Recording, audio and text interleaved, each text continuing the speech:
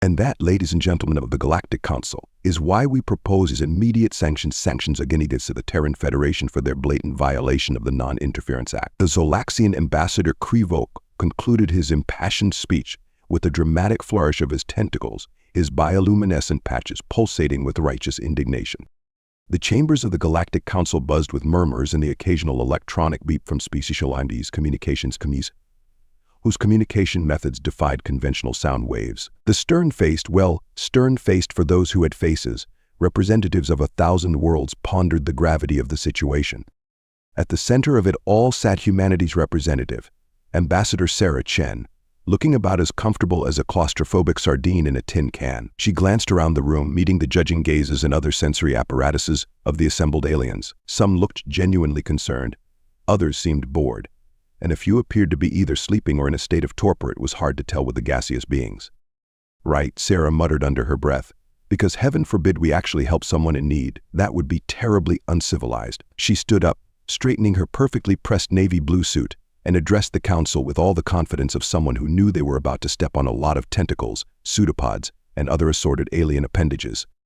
Esteemed members of the Galactic Council, she began, her voice dripping with just enough sarcasm to make a few translators malfunction. I stand before you today, accused of the heinous crime of helping people. She paused for dramatic effect, allowing her words to sink in like a lead balloon in a gravity well. A ripple of discomfort spread through the chamber. The Arcosian delegate, a being that resembled nothing so much as a sentient crystal formation, chimed in with a series of melodic tones that roughly translated to, "But the Non-Interference Act clearly states." "Oh, I'm well aware of what the Act states," Sarah interrupted, her smile reminiscent of a shark that had just spotted a particularly juicy seal. Section 4, Paragraph 2, no advanced civilization shall interfere with the natural development of a pre-FTL species. I've got it tattooed on my left buttock, right next to live, laugh, love, and carpe diem. The chamber erupted in a cacophony of shocked gasps, indignant huffs, and the occasional amused chuckle from those species with a more evolved sense of humor. The Zolaxian ambassador's bioluminescent patches were now flashing like a malfunctioning disco ball. Ambassador Chen. The chair being a massive gelatinous cube named Blorp, no really that was its name, wobbled disapprovingly. This is a serious matter. Sarah nodded solemnly, her expression now a masterpiece of mock contrition. You're absolutely right, chair being Blorp. So my sincerest apologies. Allow me to rephrase, we the people of Earth stand accused of the grave transgression of preventing the extinction of an entire sentient species. Clearly, we are monsters of the highest order. Ricci began pacing the floor, her heels clicking against the polished surface of the chamber in a steady rhythm. Now let's review the facts, shall we? The Nixarians, a pre-FTL civilization on the brink of achieving interstellar travel, were facing imminent destruction due to their sun's impending supernova. A natural disaster, I might add, that was accelerated by the illegal dumping of antimatter waste in their system by certain members of this very council. Rishi paused, fixing a pointed stare at the Zolaxian ambassador, whose bioluminescence dimmed out noticeably. That when the Nixarian sent out a distress signal, Sarah continued, only to be interrupted by a shrill cry from the Vespoid representative. A pre-FTL species shouldn't have been able to send an interstellar distress signal. The insectoid alien buzzed indignantly. Sarah's smile could have cut diamond. Ah, yes, about that. It seems that in their desperate attempt to save their civilization, the Nixarians managed to cobble together a crude FTL communicator using, wait for it, instructions they found in the waste dump left behind by the oh-so-advanced civilizations that had been using their system as a cosmic trash can. The chamber fell silent, save for the soft whirring of translation devices and the distinct sound of several delegates attempting to sink into their seats. So Sarah continued, her tone now dripping with false cheerfulness. There we were, humanity, barely a century into our membership in this illustrious council, when we received a desperate plea for help from a dying civilization. And what did we do? Did we ignore it, citing non-interference? Did we shrug our shoulders and say, tough luck, that's the way the cosmic cookie crumbles? She paused, looking around the room, meeting the eyes or eye equivalents of each delegate. No, we did what humans have always done when faced with a cry for help. We answered it. The Zolaxian ambassador, having regained some of his composure, interjected with the act clearly. Oh, stuff it in your tentacle hole, Krivok, Sarah snapped, her patience wearing thin. You want to talk about the act. Let's talk about the act. Specifically, let's talk about the part that says, and I quote, exceptions may be made in cases of extreme planetary or species-wide emergencies, subject to review by the Galactic Council. She pulled out a datapad and began reading Emergency Application for Intervention, filed by the Terran Federation. Galactic date 2736.45. Response from the Galactic Council application received. Will review within standard processing time of 15 to 20 galactic cycles. Sarah looked up, her eyes blazing. The Nixarians had less than one cycle before their sun went supernova. A murmur of discomfort rippled through the chamber. Sarah pressed on, her voice rising with each word. So yes, we intervened. We sent our ships, our people, risking their lives to evacuate as many Nixarians as we could. And you know what? We didn't manage to save them all. Millions still perished because we couldn't get there in time, because we had to fight through the red tape and bureaucracy of this council just to do the right thing. She slammed her hand down on the podium, the sound echoing through the stunned silence of the chamber. And now you have the audacity, the sheer, unmitigated gall to bring us up on charges. For what? For daring to give a damn about a species other than our own. The Arcosian delegate chimed in again, their crystalline structure vibrating with concern. But Ambassador, if we allow exceptions to the act, where do we draw the line? How do we prevent abuse? Sarah's laugh was sharp and bitter. Oh, that's rich coming from a council that's been turning a blind eye to the Zolaxians' illegal dumping for decades. But to answer your question, my crystalline friend, we draw the line at basic decency, at compassion. At not sitting on our collective asses while an entire civilization burns. She took a deep breath, visibly trying to calm herself. When she spoke again, her voice was quieter, but no less intense. You want to know the real reason you're all so upset? It's not because we broke your precious rules. It's because we showed you up. We, the newcomers, the primitive humans, did what none of you had the courage to do. We saw a problem and we fixed it. Bureaucracy be damned. The chamber was so quiet you could have heard a photon drop. Sarah looked around, meeting the eyes of each delegate in turn. You know, back on Earth we have a saying, the only thing necessary for the triumph of evil is for good men to do nothing. Well, we did something. And if that makes us criminals in your eyes, then so be it. We'll wear that badge with pride. Rishi straightened up, smoothing down her suit. Now, if you'll excuse me, I have a meeting with the Nixarian refugees. We see we're helping them set up a colony on one of our terraformed worlds. Oh, and before I forget, she reached into her pocket and pulled out a small device, placing it on the podium. This is our official withdrawal from the Galactic Council, effective immediately. With that, Sarah turned on her heel and strode towards the exit, leaving behind a chamber full of stunned aliens. Just before she reached the door, she paused and turned back. Oh, and Krivok, you might want to have those bioluminescent patches checked out. They're looking a bit dim. As the doors slid shut behind her, Sarah allowed herself a small smile. She knew the fight was far from over, but for now she had a civilization to help rebuild. So meanwhile, on the other side of the galaxy, on a small terraformed world that humans had dubbed Nunax, a very different scene was unfolding. Zara Veen, once a lowly data analyst on Old Nix, now found herself in the surreal position of being a de facto leader of her people. She stood at the edge of the settlement, her four eyes taking in the alien landscape that was to be their new home. The sky was a shade of blue she was still getting used to, and the gravity was just a tad stronger than what she had grown up with. But it was home now, and by the great void she was determined to make it work. A human approached her, a woman with skin the color of the rich soils of Old Nix and hair that seemed to defy the planet's gravity. Dr. Amara Okonkwo, the lead xenobiologist assigned to the Nixarian Resettlement Project, came to stand beside Zara Veen. Credit for your thoughts, Amara asked, using the human idiom she had been trying to teach the Nixarians. Zara Veen's upper set of eyes blinked in amusement, while the lower set remained fixed on the horizon. I was just thinking, she began, her translator struggling to convey the nuances of her native tongue, about how utterly absurd this all is. Amara raised an eyebrow. Absurd, how so? Zara Veen gestured with one of her upper limbs, the movement fluid and graceful despite the increased gravity. Look at us. A few cycles ago, we were a dying race on a doomed planet.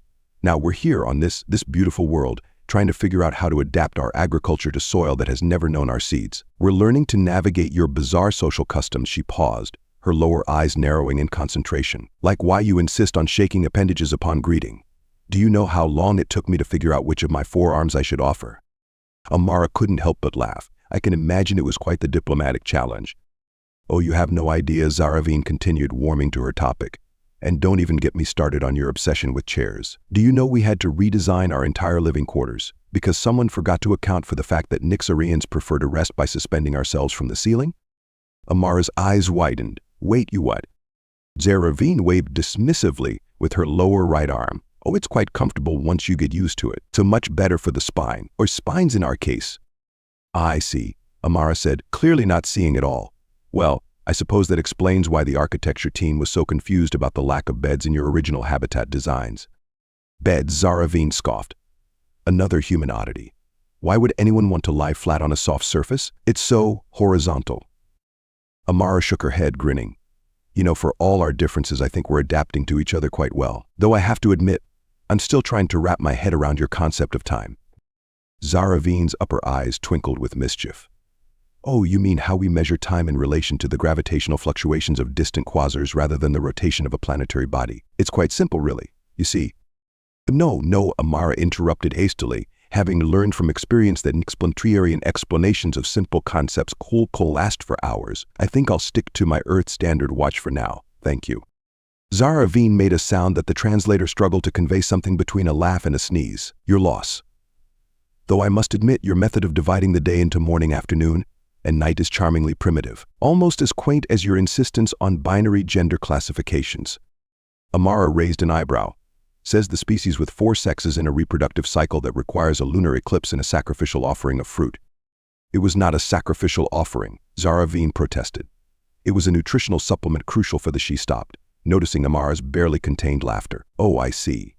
You're employing that human communication technique, what do you call it? Sarcasm. Got it in one, Amara said, grinning. You're learning fast. Zaravine preened, her skin rippling with patterns that Amara had learned to interpret as pride. Well, we Nixarians have always been quick studies. It's how we managed to cobble together that FTL communicator from your species garbage, after all. Amara winced. Yeah, about that, I'm sorry we used your system as a dumping ground. It wasn't right. Zaravine's lower eyes blinked in surprise while her upper eyes remained fixed on Amara. An apology? How refreshingly direct. Most species we encountered before you would have denied all knowledge or blamed it on rodents. Well, we humans have a saying, honesty is the best policy, Amara said. Wes, another one of your pithy phrases, Zaravine mused, though I must say I prefer the early bird gets the worm. It's so delightfully nonsensical. We don't have birds on Nix, and the closest thing we have to worms are such things fuchsing bees. Amara blinked. Psychic fungal colonies? Oh yes, Zaravine said enthusiastically. Fascinating organisms. They can't communicate through spore-induced hallucinations. It made ecology studies quite interesting. Amara made a mental note to update the exonobiology database. Again, right. Well, speaking of interesting, how are your people settling in? Any major issues we should know about? Zaravine's skin rippled in a pattern that Amara had come to recognize as the Nixarian equivalent of a shrug. Oh, the usual. Some are still having trouble with the concept of outdoors. You have to understand, on old Nix, going outside meant certain death. We're working on it, though. We've started a support group called Sky is Not the Enemy. Amara nodded sympathetically. That's a good idea. Anything else? Well, Zaravine said, her tone becoming conspiratorial, there is the matter of the cultural exchange program some of our younger members have started with your human settlers. Amara's eyebrows shot up. Cultural exchange program? This is the first I'm hearing of it.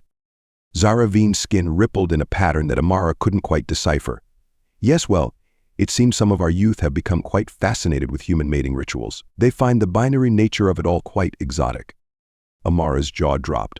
Oh my, that's certainly cultural exchange, I suppose. Indeed, Zaravine said, her tone maddeningly neutral.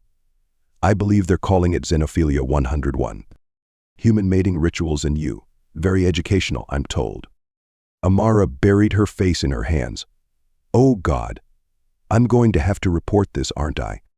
Zaravine's upper eyes blinked innocently while her lower eyes twinkled with mischief. Report what? A completely voluntary exchange of cultural knowledge between consenting adults. I wasn't aware that was against any regulations.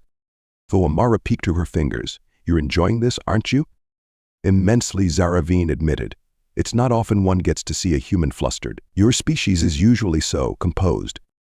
Amara lowered her hands, shaking her head but unable to suppress a smile. You know, when I signed up for this mission, I thought I'd be dealing with crop yields and atmospheric adaptation. I didn't realize interspecies dating counselor would be part of my job description. Life is full of surprises, Zaravine said sagely. Speaking of which, have you tried the new fusion cuisine our chefs have been experimenting with? They've combined traditional Nixarian gastrospores with something called pizza. The results are interesting. Amara's expression cycled rapidly through curiosity, concern, and mild horror. Gastrospores. On pizza? Is that safe? Zaravine waved a dismissive hand. Oh, perfectly safe, mostly, we think. The hallucinations only last a few hours, and the extra limbs usually disappear by morning. Amara stared at her, mouth agape, before noticing the subtle ripple of amusement across Zaravine's skin. You're joking. You have to be joking. Am I? Zaravine's 4 eyes blinked in perfect synchronization, her expression unreadable. Amara groaned. This is payback for all the idioms, isn't it? I have no idea what you're talking about, Zaravine said, the picture of innocence. Now, shall we discuss the plans for the new hydroponics bay? I have some ideas involving our bioluminescent algae that I think you'll find illuminating. As they walked towards the settlement, Amara couldn't help but marvel at the absurdity of it all. Here she was, on a planet light years from Earth, discussing alien agriculture with a 4-armed, 4-eyed being who had a penchant for terrible puns and an unexpectedly wicked sense of humor. If someone had told her a year ago that this would be her life, she would have laughed them out of the room. But then again, a year ago, the Nixarians had been facing extinction. Now they were thriving, adapting, and apparently revolutionizing pizza. It was moments like these that reminded Amara why she had joined the Terran Xenocultural Exchange program in the first place. As they approached the main hub of the settlement, a commotion caught their attention. A group of young Nixarians was gathered around something, their excited chatter filling the air. What's going on over there? Amara asked, curiosity piqued. Zaravine's upper eyes swiveled to focus on the group while her lower eyes remained on Amara. Ah, it seems the latest shipment from Earth has arrived. Your people have been sending care packages, another charming human custom, by the way. They made their way over to the group. As they got closer, Amara could see that the Nixarians were passing around various Earth objects, examining them with a mixture of confusion and delight. One young Nixarian held up a rubber duck, squeezing it experimentally.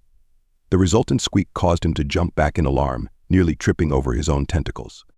Fascinating, he muttered, poking the duck cautiously. Is this some kind of warning device?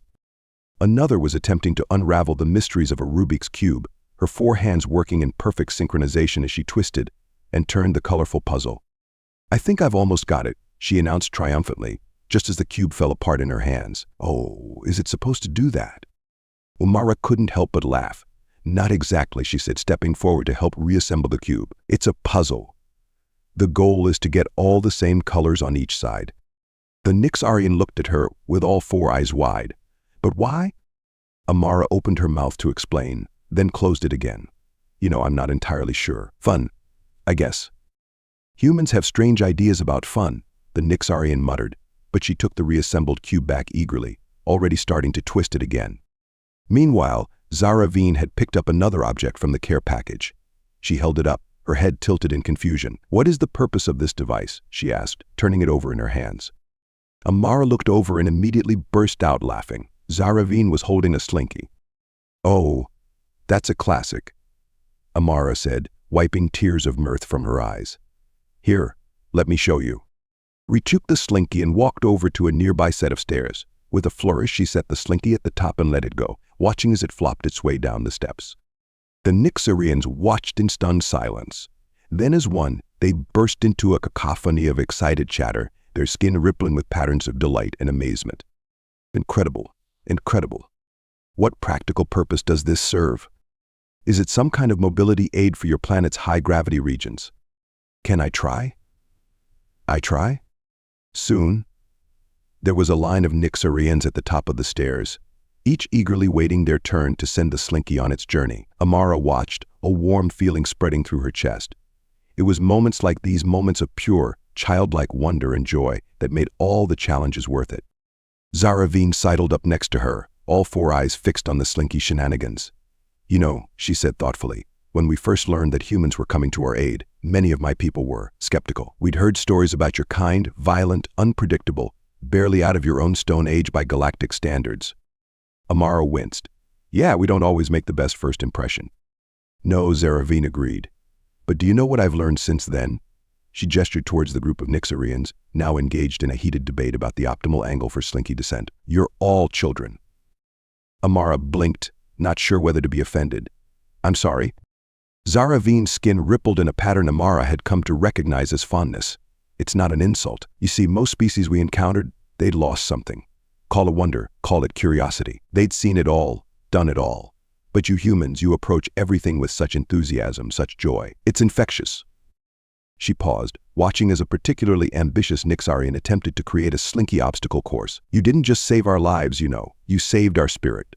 Reminded us what it means to look at the universe with wide eyes and open hearts. Amara felt a lump form in her throat. I thank you. That means a lot. Zaravine nodded. Then her tone turned mischievous. Of course, it also means we have to child-proof an entire planet. Do you have any idea how many of your everyday objects are potential death traps for a species with 4 arms and a tendency to prod first, ask questions later? Amara groaned. Oh God, I hadn't even thought of that. We're going to need so many warning labels. Indeed, Zaravine agreed. Though I must say I'm curious about this video game concept I've been hearing about. Simulated realities for entertainment? Fascinating. Amara's eyes widened in horror. Oh no. No.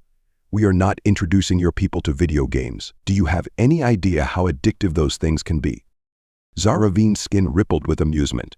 Too late, I'm afraid. Some of our more technologically inclined youth have already reverse-engineered something called a Game Boy from the last care package. They're working on adapting the controls for our unique physiology as we speak. Amara buried her face in her hands. We're doomed. It's going to be the great Tamagotchi incident all over again. The great what incident? Never mind. Just promise me you won't let them near anything called Fortnite, okay? Zaravine's 4 eyes blinked in perfect synchronization. I make no promises I can't keep, Dr. Okonkwo. Now, shall we go rescue the Slinky before someone tries to use it as a makeshift space elevator? As they made their way back to the group, Amara couldn't help but smile. Yes, there were challenges. Yes, there were misunderstandings and cultural clashes and the occasional accidental creation of a transdimensional portal in the communal kitchen, don't ask. But there was also this, laughter, wonder, and the pure joy of discovery. This, she thought, was what it meant to be human. Not just to survive, but to help others thrive. To face the unknown not with fear, but with curiosity and compassion. To look at a strange alien world and see not danger but possibility. And if that meant occasionally having to explain why eating Tide Pods was a bad idea, or why attaching rockets to a Slinky wouldn't actually create a space elevator, well, that was a small price to pay for being part of something truly extraordinary. As the sun began to set on New Nix, casting the alien landscape in shades of purple and gold, Amara looked out at the thriving community around her. Humans and Nixararians working together, learning from each other, building something new and wonderful. It wasn't always easy. It wasn't always smooth, but it was, without a doubt, the greatest adventure of her life. And somewhere out there, in the vast expanse of space, she knew that the news was spreading. Humans might be young, they might be reckless, they might not always follow the rules. But when it mattered, when lives were on the line and hope seemed lost, they were the ones who showed up, the ones who cared, the ones who made a difference. In a galaxy full of ancient, jaded civilizations, humanity had found its niche, not as conquerors or rulers, but as helpers, as friends, as the species that gave a damn. And really, Amara thought as she watched a Nixarian attempt to wear a Slinky as a hat, what could be more human than that?